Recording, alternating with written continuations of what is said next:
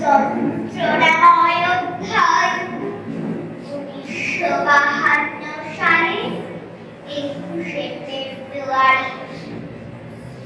আমার আজকের নিবেদন কবি বারুদ্র হালদারের লেখা কবিতা 21শে ফেব্রুয়ারি। 21শে ফেব্রুয়ারি রক্তে লেখা একটি নাম, একটি তারিখ, ভাষা আন্দোলনের তারিখ, একটি দিন, অধিকার ছিনিয়ে নেবার দিন।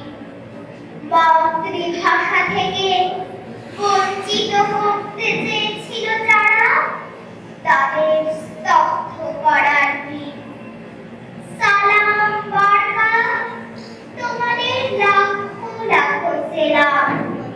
তোমাদের কথা কেউ মনে রাখুক আর না রাখুক, অঞ্জলি ভরে ফুল দিক আর না দিক, ঘাস আর মাটি তোমাদের কবরের ওপর ফুল ফোটাবে।